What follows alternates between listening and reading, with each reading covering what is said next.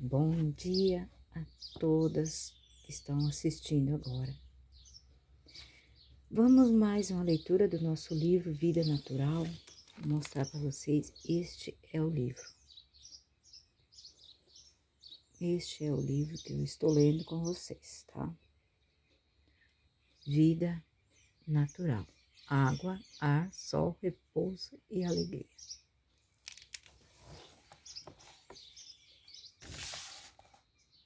Digestão dos amígdalos. Imaginemos um pedacinho de pão no sistema digestivo.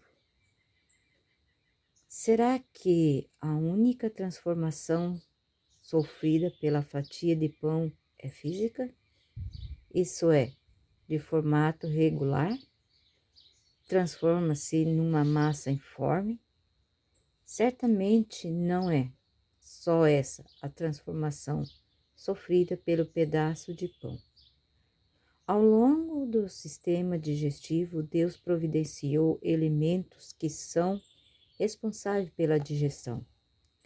As enzimas que se acham presentes na boca, no estômago, no intestino, as enzimas atuam na estrutura molecular dos alimentos, modificando-as e são específicas. O pedaço de pão é um alimento amiliáceo. O local onde se inicia a digestão do amido é a boca. Mastigando o pão, imediatamente a saliva ocorre e a pitialina, enzima especial para desdobramento do amido, surge.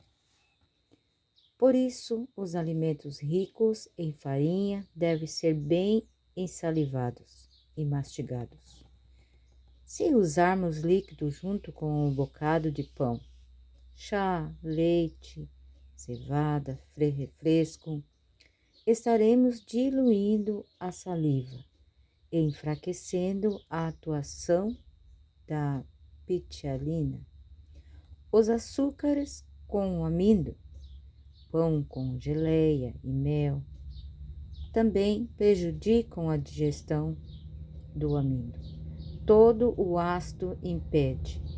Da mesma forma, a atividade dessa enzima, que se é ativa em meio alcalino, assim, se misturando pão com saladas, regadas a limão ou pão com tomate muito ácido e cru e outros ácidos, a estaremos contribuindo para o surgimento de azias, gases e outros problemas.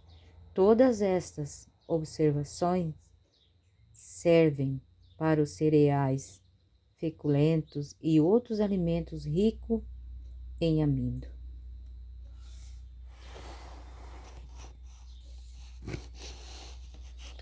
Podemos ver aqui, ó, que tem uma figura, que tem um livro, ó, né, sobre a digestão. Então, aqui vamos para a primeira parte, boca. Local próprio para a digestão dos amidos. pH de 6,4 a 7,5, medindo alcalino, enzima específica para o desdobramento do amido, os alimentos amiláceos precisam sofrer mastigação lenta. Quanto mais tempo permanecem na boca, menos tempo permanecerão no estômago. Isso é importante para evitar a fermentação. Parte do fígado. Fígado produz a bile, os sais biliares emulsionam as gorduras e solubilizam os produtos finais da digestão de gorduras. Estômago.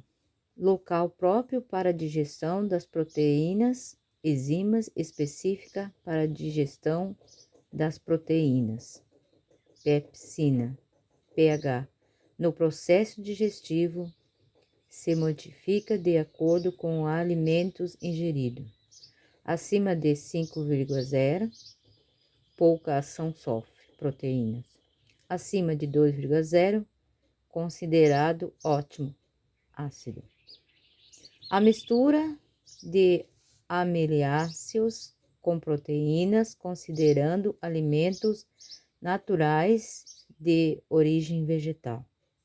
Antes que o estômago alcance o teor de acidez considerado ótimo para proteínas, o amido se devidamente mastigando e ensalivando deveria já ter sua digestão completa.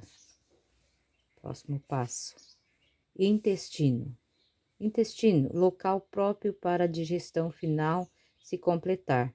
pH acima de 7,0, básico. Enzimas várias. O intestino delgado, local importantíssimo, aí se dá a absorção principal dos alimentos.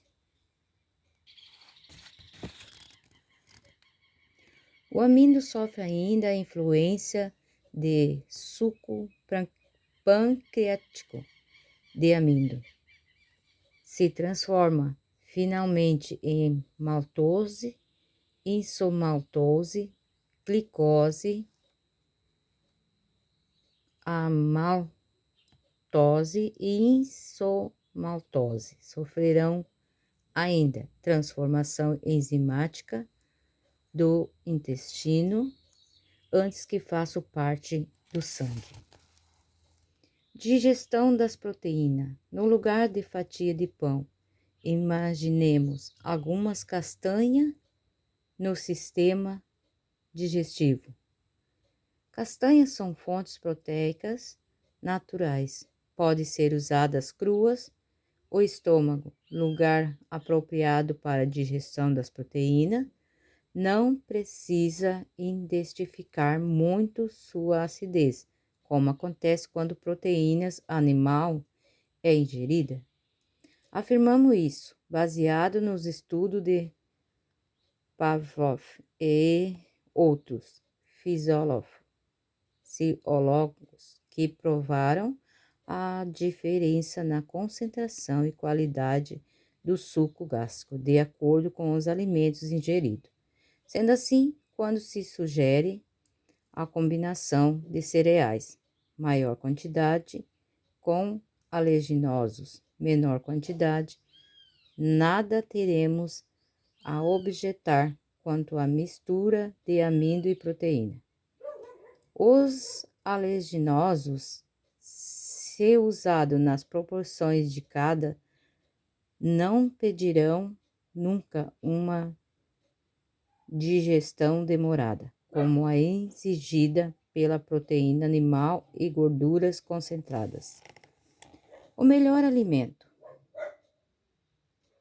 Deus criou e, como Criador, sabe o que é melhor para a obra de suas mãos, em relação ao combustível ideal para manter a extraordinária máquina viva em funcionamento. Designou frutas das árvores e sementes.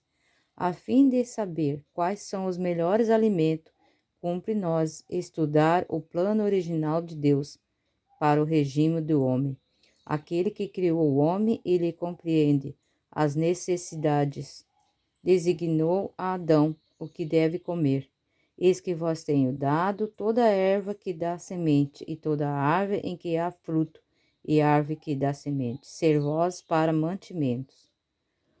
Ao deixar o Éden para ganhar a substância, lavrando a terra, sobre a maldição do pecado, o homem recebeu também permissão para comer a erva do campo.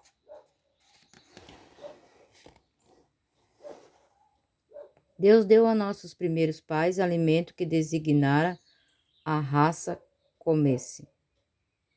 Era contrário o seu plano que qualquer criatura tivesse a sua vida tomada. Não devia haver morte no Éden. O fruto das árvores do jardim era o alimento que as necessidades do homem requeriam. Cereais, frutas, nozes e verdura constituem o regime dietético escolhido por nosso Criador, e estes alimentos, preparados de maneira mais simples e natural possível, são os mais saudáveis e nutritivos, proporcionam uma força, uma resistência e vigor intelectual que não são promovidos por uma alimentação mais complexa e estimulante. Qual a razão para isso? Deus sabia que o tempo do fim seria um tempo de pecados somados, em que a maldade do homem se multiplicaria na terra, seja progressiva e reformar, alimentar, seja as pessoas ensinadas a preparar o alimento sem o uso de leite ou manteiga. Diga-me que breve virá o tempo em que não haverá segurança no uso de ovos, leite, creme ou manteiga, por motivo das doenças nos animais estarem aumentando na mesma proporção do aumento da impiedade entre os homens. Aproxima-se o tempo em que, por motivo de iniquidade da raça caída, toda a criação animal gemerá com as doenças que amaldiçoam a nossa terra. Não haverá segurança no uso de alimento animal. Os filhos de Deus devem estar atentos a respeito do tempo para agir na terra com sabedoria, conforme as leis naturais, assim na desolada paisagem devastada que o egoísmo do homem criou.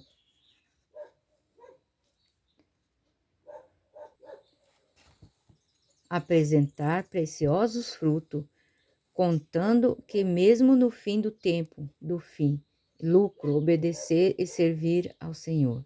Os supermercados abarrotados com alimentação artificial. Se os supermercados abarrotados com alimentação artificial, segundo a ciência do mundo, impressionarão os filhos de Deus. Encantar-se com enlatados, envidrados, engarrafados. O mundo precisa saber a verdade escondida atrás de um pão branco, de qualquer cereal modificado ou de qualquer produto refinado, muito embora embalado sugestivamente e rotulado como rico em vitaminas. O Criador formou o grão do cereal completo. Todos os elementos nutritivos estão dosados de maneira proporcional ali. O que faz o homem, numa gana terrível de complicar o simples, retira os nutrientes naturais do grão para depois julgar enriquecê-lo com vitaminas artificiais criadas em laboratório. Querido, aqui mais eu diria uma mensagem forte para nós nos dias de hoje, porque realmente é exatamente o que está acontecendo com nossos alimentos. E não é fácil. Não é fácil largar um hábito alimentar de hoje e embarcar no hábito alimentar que Deus criou para o ser humano lá no princípio, quando Ele criou o ser humano. Mas também digo que não é impossível, se tiver decidido a fazer a mudança alimentar. Clama por Deus, clama pelo poder do Espírito, e Deus ajudará, e vale a pena. Que Deus abençoe a todos e até o próximo vídeo.